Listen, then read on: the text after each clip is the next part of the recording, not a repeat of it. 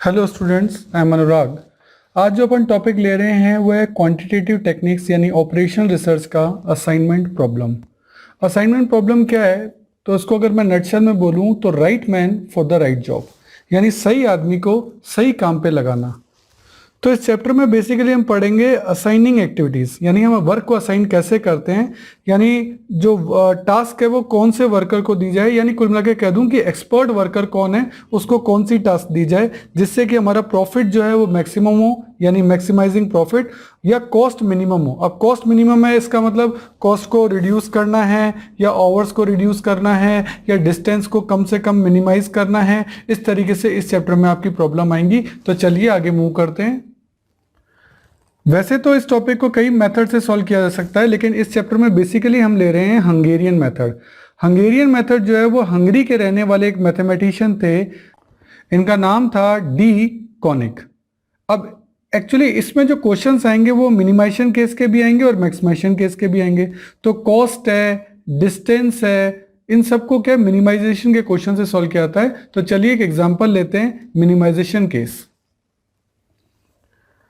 इसके लिए हम हमारी वर्कशीट का क्वेश्चन नंबर 1 लेंगे। This is the ideal question for this. तो इसमें क्या है कि कॉस्ट को मिनिमाइज करने की बात चल रही है। यहाँ A B C D E 5 आपकी सिटीज हैं और ये सरप्लस सिटीज हैं, तो इनको हम कोरिलेट करेंगे डेफिसिट सिटीज से, A1 B1 C1 D1 E1। आप देख रहे हैं कि 5 ही तो यहाँ रो हैं और 5 ही यहाँ कॉलम है। तो जब रो और कॉलम की मैट्रिक्स इक्वल होती है तो इसको बोलते हैं बैलेंस्ड मैट्रिक्स। तो सबसे पहले हम बैलेंस मैट्रिक के क्वेश्चन ही सॉल्व कर रहे हैं जिसमें कि रो और कॉलम इक्वल होंगे। अनइक्वल वाला अपन नेक्स्ट वीडियो में देखेंगे, अभी अपन इक्वल वाला देखेंगे। इसको बोलते हैं बैलेंस्ड मैट्रिक्स। ठीक है, तो यहां अपन को इस टाइप की मैट्रिक्स दे रखी होगी और आपको असाइनमेंट का वर्क करना होगा। तो देखें कैसे करना है। तो इस क्वेश्चन को अपन हंगेरियन मेथड से सॉल्व कर रहे हैं और ये एक बैलेंस मैट्रिक्स है और ये मिनिमाइजेशन केस है, यानी हमको कॉस्ट को मिनिमम करना है। ये हमारा क्वेश्चन था, हमने इस क्वेश्चन को एज इट इज कॉपी के अंदर कॉपी डाउन कर लिया है। देखो वैसे तो क्वेश्चन को लिख के भी किया जा सकता है, लेकिन लिख के करने में वीडियो की लेंथ बहुत ज़्यादा हो जाएगी, इसीलिए मैं आपके लिए पहले से ही क्वेश्चन को सॉल्व करके रखा है और मैं उसी में आपको क्वेश्चन को समझाऊंगा। बेसिकली पूरा असाइनमेंट जो है वो है right man for the right job या right job for the right man, यानी आपका जो पर्सन है वो भी राइट होना चाहिए और जॉब भी उसके लिए सही होना चाहिए। जैसे यदि आप क्रिकेट और फुटबॉल के शौकीन हो तो आप देखेंगे कि सही जगह पर्सन पर सही जगह होना चाहिए, या सही जगह पर सही पर्सन, या सही पर्सन सही जगह पर होना चाहिए, यानी right man for the right job. तो अगर आप प्लेयर हैं तो आप इस बात की इंपॉर्टेंस को समझ भी सकते हैं। तो ये मैट्रिक्स मैंने क्वेश्चन से as it is copy down कर ली है। अब स्टेप वाइज अपन चलेंगे। तो सबसे पहली स्टेप हमारी होती है रो रिडक्शन। कई लोग इसको रो मिनिमा भी बोलते हैं। अब रो रिडक्शन क्या होता है कि ये जो ऊपर आपकी जितनी भी रोज दी गई हैं, ये वाली, इनको रोज कहते हैं जो हॉरिजॉन्टली चलती हैं, और जो वर्टिकली इस तरह से चल रही है उनको कॉलम्स कहते हैं। तो इस आपके इस सब्जेक्ट में बहुत चीजें काम आती हैं, ध्यान रखिएगा। रो रिडक्शन या रो मिनिमा, रो रिडक्शन का मतलब क्या है कि आपकी इस पूरी रो में जो मिनिमम वैल्यू है, इसमें मिनिमम वैल्यू है 5, तो सभी वैल्यूज में से 5 को लेस कर दें। जैसे 10 में से 5 गया 5 में से 0 गया 5, 9 में से 5 गया 4, 18 में से 5 गया 13, 11 में से 5 गया 6। ऐसे ही बी रो में सबसे मिनिमम वैल्यू है 6, सब में से 6 को लेस करना है। 13 में से 6 गया 7, 19 में से 6 गया 13, 6 में से 6 गया 0, 12 में से 6 गया 6 एंड 14 में से 6 गया 8। इस तरीके से ये आपकी वैल्यू आ गई। एक और चेक करते हैं, सी वाली रो जो है उसमें मिनिमम वैल्यू है 2, तो सब में से 2 को लेस करना है, मिनिमम वैल्यू 2 है, तो 3 में से 2 गया 1, 2 में से 2 गया 0, 4 में से 2 गया 2, 4 में से 2 गया 2 एंड 5 में से 2 गया 3। इस तरीके से सभी रोज का आप रो मिनिमम निकाल लेंगे और ये रो रिडक्शन कहलाता है। तो इसका फॉर्मूला क्या बन गया, रो में से आपको क्या करनी है, मिनिमम वैल्यू को लेस करना है। रो में से मिनिमम वैल्यू को लेस करना रो रिडक्शन कहलाता है।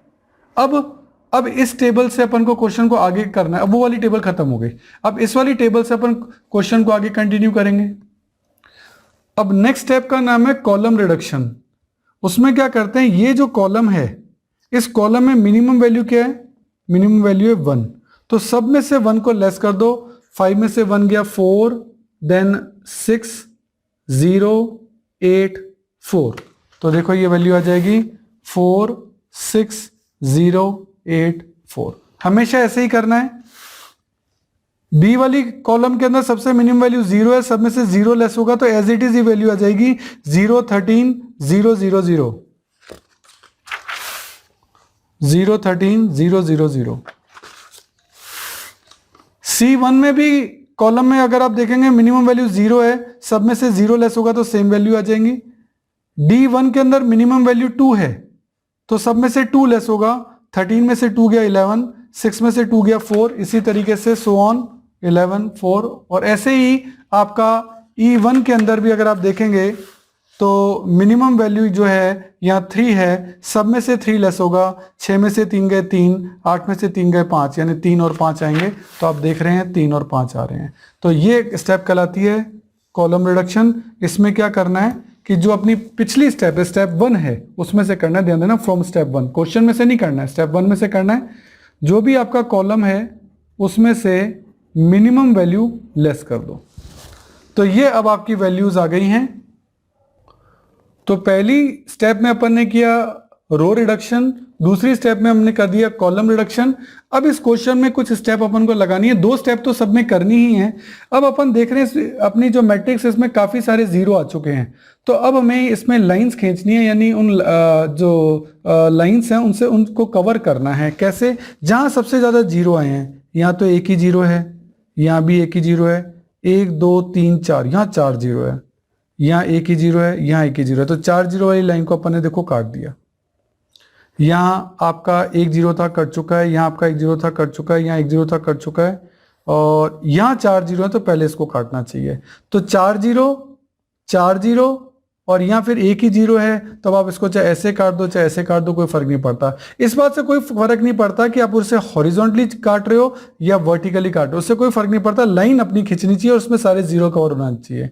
तो हमारी इन लाइन को खींचने से क्या हुआ कि हमारे सारे 0 कवर हो चुके हैं। अगर आप देखेंगे कोई भी 0 अब बाकी नहीं है। अब हमारी लाइनें कितनी हुई? 1, 2 और 3, 3 ही लाइन हुई है। अच्छा, हमारी मैट्रिक्स है 5x5 की, 5 रोज 5 कॉलम, इसको बोलते हैं 5x5 की मैट्रिक्स। तो फिर हमारी लाइन भी 5 ही होनी चाहिए अकॉर्डिंग टू हंगेरियन रूल। पर हमारी लाइन हुई 1, 2 और 3, 3 ही लाइन हुई है, लाइन होनी चाहिए 5। तो इसका मतलब हमको फर्दर प्रोसेस करने की जरूरत पड़ेगी। तो इसका रूल क्या बनेगा? मैक्सिमम 0 विद मिनिमम लाइन, कि आपके ज्यादा से ज्यादा 0 कवर हो जाए, लाइन मिनिमम हो। याद कर लो, मैक्सिमम 0 विद मिनिमम लाइन। इस तरीके से आपको 0 कवर करने हैं कि कम से कम लाइनों में आपके सारे 0 कवर हो जाएं। अब इन पॉइंट्स के कुछ नाम अपन को रखने पड़ेंगे। जिनके ऊपर लाइन आ गई वो कहलाते हैं कवर्ड आइटम्स। जैसे ये B1 कवर्ड है, यहाँ B कवर्ड है, यहाँ C कवर्ड है। तो जिनके ऊपर लाइन नहीं है वो अनकवर्ड आइटम कहलाएंगे, है ना। जैसे 4, 8, 11, 1, 3, 6, 3, 11, 4, 4, ये अनकवर्ड आइटम है।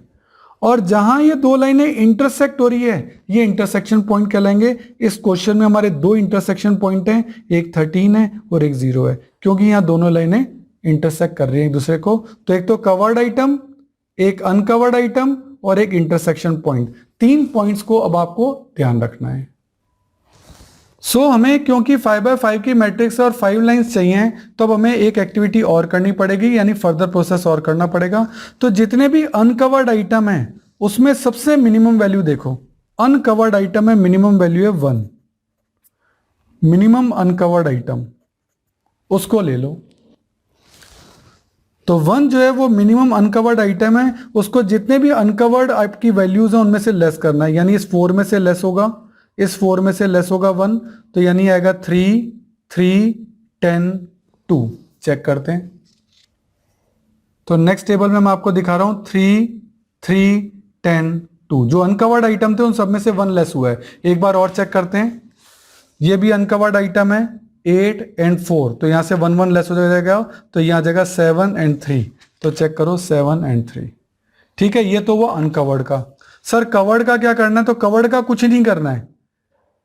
भाई अनकवर्ड में से तो अपन ने लेस कर दिया, कवर्ड में से कुछ नहीं करना है, और इंटरसेक्शन जो पॉइंट है हमारे दो, उनमें इस 1 को ऐड करना है, यानी 13 एंड 1 14, 0 और 1 1, तो 14 एंड 1, 14 एंड 1। ठीक है, तो रूल क्या बने, 3 रूल याद कर लो। मिनिमम वैल्यू अनकवर्ड में से लेनी है और उनको सभी अनकवर्ड में से लेस करना है, कवर्ड में कुछ नहीं करना है, और इंटरसेक्शन पॉइंट में मिनिमम वैल्यू 1 को ऐड करना है। अब ये मिनिमम वैल्यू यहाँ 1 है, ये कभी 2 भी हो सकती है, कभी 3 भी, ऐसा कोई जरूरी नहीं कि 1 ही आएगा, मिनिमम वैल्यू होनी चाहिए, बस उसका ध्यान रख लेना। तो ये अब अपनी नई मैट्रिक्स इस चेंज को करने से बन जाएगी, ये हमारी नई मैट्रिक्स बन गई। अब वही, अब उनको फिर जीरो देखने की, सबसे ज्यादा जीरो कहाँ है, तो 1 2 3, 3 जीरो यहाँ है, 1 2 3, 3 जीरो यहाँ है, तो ये लाइन भी खींच दी, ये लाइन भी खींच दी, 1 2 यहाँ 2 जीरो, ये लाइन भी खींच दी, और यहाँ एक ही जीरो था, अब ऐसे खींच लो चाहे ऐसे खींच लो, वो आपकी इच्छा है, मैंने ऐसे खींच ली है। तो अब लाइनें कितनी होगी, 1 2 3 4, 4 ही लाइनें हुई, जबकि हम जानते हैं कि ये 5x5 की मैट्रिक्स है, तो लाइनें तो 5 होनी चाहिए, तो ये अभी 4 ही है, तो इसका मतलब अभी फर्दर स्टेप्स और लगेंगी। यानी जब तक हमारी 5 लाइनें नहीं होंगी, सारे जीरो कवर नहीं होंगे, तब तक आपको इस प्रोसेस को चलाना है। अब आप कहोगे सर ऐसे कितनी टेबल तक जाएगा, देखो मैंने आपको एक आइडियल क्वेश्चन लिया है जिससे ज्यादा से ज्यादा आपकी प्रैक्टिस हो सके, इसलिए मैंने ज्यादा स्टेप्स वाला लिया है, जिससे एक ही क्वेश्चन में ज्यादा बार आपकी प्रैक्टिस हो सके। नॉर्मली एग्जाम में इतना लंबा क्वेश्चन नहीं आता, वहां दूसरे या तीसरे राउंड में आपका आंसर आ जाता है, या थोड़ा ज्यादा है क्योंकि प्रैक्टिस के लिए करा रहा हूं, जिससे कि बार बार आपका ये टॉपिक कवर हो। अब देखो ये लाइनें खींच गई। अब अनकवर्ड आइटम है 3 3 10 2 7 2 5 2, ये अनकवर्ड है। इन अनकवर्ड में मिनिमम आइटम कौन सा है, तो अब अपन देखेंगे, इसमें मिनिमम आइटम 2 है, आप कोई सा भी 2 ले लो, उससे कोई फर्क नहीं पड़ता है, तो 2 ही। तो ये अनकवर्ड जो आइटम है 2, ये सभी अनकवर्ड में से लेस होगा।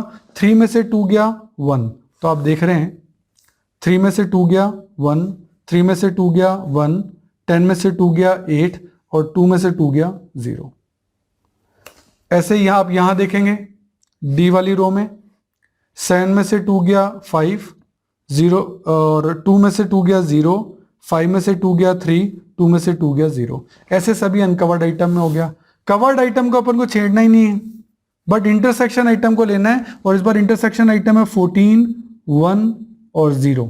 ये 3 इंटरसेक्शन पॉइंट हैं क्योंकि यहां लाइनें क्रॉस कर रही हैं, इन सभी में इस 2 को जोड़ना पड़ेगा, तो ये हो जाएगा 16 3 2, 2 2 जोड़ दिया सब में, 16 3 2, तो चेक कर लो 16 3 और 2। इंटरसेक्शन वाले पॉइंट में 2 को जोड़ा, अनकवर्ड आइटम में माइनस किया, और कवर्ड आइटम में कुछ भी नहीं किया। इस तरीके से ये अपनी नई मैट्रिक्स अपन को मिल गई। फिर हमने 0 को कवर किया, यहां 1 2 3 4 0 आ रहे थे, ये काटा, 1 2 2 0 आ रहे थे, 1 2 2 0 आ रहे थे, और ये 1 0 आ रहा था, यहां भी 1 0 था, इस लाइन को ऐसे काट दिया। 3 0 थे, 1 2 3 3 0 थे, इसको काट दिया। ठीक है, मैक्सिमम 0 कवर करते, कैसे भी लाइनें खींच लो, मैक्सिमम 0 विद मिनिमम लाइंस। कितनी लाइंस हुई, 1 2 3 4, अभी भी 4, यानी अभी भी 5 लाइनें नहीं हुई, क्योंकि हमारी मैट्रिक्स तो 5 की है, अभी भी 5 लाइनें नहीं हुई, तो फिर फर्दर हमको स्टेप लगाना पड़ेगा। प्रैक्टिस के लिए मैंने आपको ऐसा क्वेश्चन लिया है जिसमें कि ज्यादा से ज्यादा बार स्टेप की प्रैक्टिस हो, जिससे आपको स्टेप्स याद हो जाए। तो अब क्या करना है अपन को, सबसे पहले अनकवर्ड आइटम 1 6 5 3 10 3 4 8, इनमें मिनिमम वैल्यू है 1, तो अब इसको भी यही करना है कि जितने भी अनकवर्ड आइटम है उसमें से माइनस करना, तो यहां आएगा 0, यहां आएगा 5, चेक करा देता हूं आपको, 0 और 5 है ना। और जो कवर्ड आइटम है उसमें कुछ नहीं करना, तो ये 0 और 16 एज इट इज रहेंगे, चेक कर लो, 0 और 16 एज इट इज रहेंगे। और जो इंटरसेक्शन पॉइंट है 3 2 एंड 0, इन सभी में 1 ऐड हो जाएगा, यानी हो जाएगा 4 3 1, 4 3 1। तो देखो आपको क्लियर हो गया होगा अब तक। अब अपन फिर 0 को कवर करेंगे, तो सबसे ज्यादा 0 देखो 1 2 3 3 0 है, 1 2 3 3 0 हैं, 1 2 3 3 0 लाइनें खींची, और 1 2 3 0 2 0 हैं, काट दिया। अब लाइनें कितनी हुई, 1 2 3 4 5, 5 लाइनें हो गई। तो यहां आकर अब हमें पता लग गया कि 5x5 की मैट्रिक्स थी, हमारी 5 लाइनें कवर हो चुकी हैं, तो हमने जो हमारा सॉल्यूशन निकला ये फाइनल फिजिबल सॉल्यूशन है, इसको दोबारा से यहां कॉपी कर लिया। अब देखिए ये यही वैल्यू है, स्टेप नंबर 5 को मैंने स्टेप नंबर 6 में एज इट इज लिया है। अब यहां मैं असाइनमेंट का काम चालू करूंगा, ये सेकंड लास्ट स्टेप है, यहां अपन असाइनमेंट का काम चालू करेंगे। इस स्टेप को करने के लिए मैं आपको बता दूं, एक पर्सन एक ही जॉब कर सकता है, एक पर्सन एक ही जॉब कर सकता है, या मैं कहूं एक जॉब एक ही पर्सन को दी जा सकती है। कैसे भी बोल लो, एक पर्सन एक जॉब कर सकता है या एक जॉब एक ही पर्सन को दिया जा सकता है। इस तरीके से अपन को चलना पड़ेगा। तो अब ये मैंने पूरी मैट्रिक्स ऊपर से कॉपी की है। अब ए को मैं ये वाला जीरो भी दे सकता हूं। ये वाला जीरो का मतलब है अब यहाँ जॉब असाइन करना है, क्योंकि यहाँ कॉस्ट मिनिमम है, इसलिए जीरो को लिया जाता है। कई लोग क्वेश्चन पूछते हैं सर जीरो ही क्यों लेते हैं, क्योंकि यहाँ कॉस्ट मिनिमम है और आप मिनिमाइजेशन का क्वेश्चन कर रहे हैं तो कॉस्ट मिनिमम ही होनी चाहिए, इसीलिए आप जीरो का सिलेक्शन करते हैं। इसीलिए तो पूरे क्वेश्चन में जीरो जीरो छांट रहे थे अपन। अब देखिए, ए को मैं ये जॉब भी दे सकता हूँ, ये जॉब भी दे सकता हूँ, पर मैंने ये वाली जॉब दी, ठीक है, कोई सी भी दे दो। अब क्योंकि ए ये जॉब कर रहा है तो ए कोई और जॉब नहीं कर पाएगा, तो मैंने बाकियों पे क्रॉस लगा दिया। और ए वन पर्सन भी कुछ और नहीं कर पाएगा, तो मैंने इस वाले जीरो पे भी क्रॉस लगा दिया। मतलब जो जीरो यहाँ आपके वर्टिकली भी क्रॉस हो जाएंगे बाकी के जीरो, और हॉरिजॉन्टली भी जीरो क्रॉस हो जाएंगे। तो बहुत ध्यान से अपन को जीरो लगाना है कि हमको कौन सा जीरो देना है। वो आप कभी कभी जब क्वेश्चन करेंगे तो आपको पता लग जाएगा कि मैंने ये जीरो क्यों नहीं दिया। अगर मैं ये जीरो देता तो फिर डी को कौन सी जॉब देते, क्योंकि फिर ये जीरो कट जाता डी को, तो डी को फिर ये जॉब दी जा सकती थी। तो लेकिन बहुत सारी चीजों का ध्यान रखते हुए, अच्छा इसमें भी कभी कभी क्या होता है, ऑल्टरनेटिव सॉल्यूशन भी हो सकते हैं कि ए को ये जॉब दे करने से भी वही कॉस्ट आ रही है और ये वाला जॉब देने से भी यही आंसर आ रहा है, तो उसमें ऑल्टरनेटिव आंसर भी हो सकते हैं। खैर अभी मैंने ए को ये दी तो ये क्रॉस हो गए, ये क्रॉस हो गए। बी को मैंने ये वाला जीरो दे दिया, बी को मैंने ये वाला जीरो दे दिया तो ये वाला जीरो क्रॉस हो गया और कोई जीरो था नहीं। सी को मैंने ये वाला जॉब दे दिया, क्योंकि सी के पास तो ऑप्शन ही अवेलेबल था, क्योंकि ये जीरो तो इस जीरो के कारण कट चुका था, तो सी को मैं यही जॉब दे सकता था। डी को मैंने ये वाला जीरो दे दिया, वैसे मैं ये वाला जीरो भी दे सकता था, बट मैंने ये वाला जीरो दिया, ये क्रॉस हो गया, ये क्रॉस हो गया, और ई को मैंने ये वाला जॉब दिया। अब डी को अगर मैं ये वाला देता ना तो ये सारे जीरो कैंसिल हो जाते, तो ई को क्या देते, ई का तो कोई जीरो ही नहीं है। इसीलिए इस बात का ध्यान रखना पड़ता है कि आप कौन सा जीरो किसको देना चाहते हैं। तो ये असाइनमेंट हो गया आपका, ए को A1 दिया जाएगा, बी को C1 दिया जाएगा, सी को D1 दिया जाएगा, डी को B1 दिया जाएगा और ई को E1 दिया जाएगा। ये हो गया असाइनमेंट। तो ए को A1, बी को C1, ये मैंने लिख लिया। अब मैं असाइनमेंट कॉस्ट निकाल रहा हूं, लास्ट स्टेप आ गई है। ए को A1, बी को C1, सी को D1, डी को B1, ई को E1, ये मुझे जॉब देनी है। अब मुझे पता लग गया, अब इनकी कॉस्ट लेनी है, और कॉस्ट लेनी है क्वेश्चन टेबल से। ध्यान देना, फर्स्ट टेबल से नहीं, क्वेश्चन में जो टेबल दी गई थी, यानी जो वेरी फर्स्ट टेबल होती है जो क्वेश्चन से हम कॉपी डाउन करते हैं, वो वाली टेबल अपन को लेनी है। यानी अपन कह सकते हैं कि क्वेश्चन की ये वाली अपनी टेबल थी, हमको यहां से वैल्यूज लेनी है, ठीक है ना। तो हमको कहा गया ए को A1 देनी है, ए को A1, ए को A1 होती है 10, तो यहां आ गया 10। बी को C1, तो बी को C1 तो ये हो गया 6, तो बी को C1 हो गया तो 6। सी को D1, सी को D1 तो ये हो गया 4। डी को B1, डी को B1 ये हो गया 9, और ई को E1, ई को E1 ये हो गया 10। ये कॉस्ट आप ऐड कर देंगे। तो ये डिस्टेंस का क्वेश्चन था, डिस्टेंस मिनिमम होनी चाहिए, तो ये आपकी मिनिमम असाइनमेंट के कारण कॉस्ट आ गई, इससे कम कॉस्ट नहीं हो सकती। ध्यान देना, असाइनमेंट जो है, यानी असाइनमेंट की जो कॉस्ट है, वो हमेशा ओरिजिनल टेबल क्वेश्चन टेबल से देनी है, किसी रो मिनिमम या कॉलम मिनिमम से मत दे देना। कई बच्चे गलती कर देते हैं, उसका स्पेशली ध्यान रखना। तो ये हमेशा क्वेश्चन टेबल, इसलिए मैंने यहां लिखा है फ्रॉम क्वेश्चन टेबल। तो ये टोटल डिस्टेंस का है, तो टोटल डिस्टेंस हो, टोटल कॉस्ट हो, ये हमेशा मिनिमम होनी चाहिए, तभी आपका प्रॉफिट मैक्सिमम हो पाएगा। तो इसीलिए आपको मिनिमाइजेशन का क्वेश्चन इस तरह से किया जाता है। तो ये था हमारा क्वेश्चन हंगेरियन मेथड से, और ये थी आपकी बैलेंस्ड मैट्रिक्स जिसमें 5x5 की मैट्रिक्स थी, और ये मिनिमाइजेशन का क्वेश्चन था। ऐसे और भी काफी सारे स्टेप आएंगे जिनको कि हम नेक्स्ट वीडियोस में देखेंगे। अगर आपको मेरे वीडियोस पसंद आ रहे हैं तो देखिए, एक लाइक, शेयर और सब्सक्राइब तो बनता है, तो मेरी खुशी के लिए एक लाइक तो कर दीजिए। देखिए, आपका टाइम बड़ा कीमती है, तो यदि नोट्स लिखने में आप अपना टाइम बचाना चाहते हैं और वर्कशीट भी गेट करना चाहते हैं, तो इन सभी की PDF का लिंक नीचे डिस्क्रिप्शन में गिवन है, आप वहां जाके देख सकते हैं। देखिए स्टूडेंट्स, मैं आपको कहूंगा, हमने ये पूरी वर्कशीट बना रखी है। इसमें डिफरेंट ईयर के क्वेश्चन CMA में आए हुए, BBA में आए हुए, CA में आए हुए, बहुत सारे क्वेश्चंस इसमें दे रखे हैं। इस पूरी वर्कशीट को हमने पूरा कॉपी के अंदर सॉल्व भी कर रखा है, आप देख सकते हैं ये पूरे सॉल्यूशन है। तो अगर आप ये वर्कशीट लेना चाहते हैं और उनके सॉल्यूशन, क्योंकि देखो क्वेश्चन तो आपको मिल जाएंगे सारे सीए में, सीएमए, बीबीए, बीकॉम ऑनर्स में आए हुए क्वेश्चंस हैं, लेकिन उनके सॉल्यूशन भी आपको चाहिए होंगे, नहीं तो आप ढूंढ के परेशान हो जाएंगे। तो इनके सॉल्यूशन और इनके क्वेश्चन सारे के सारे मैंने लिंक में दे रखे हैं, आप लिंक से इन वर्कशीट को और उनके सॉल्यूशन को गेट कर सकते हैं।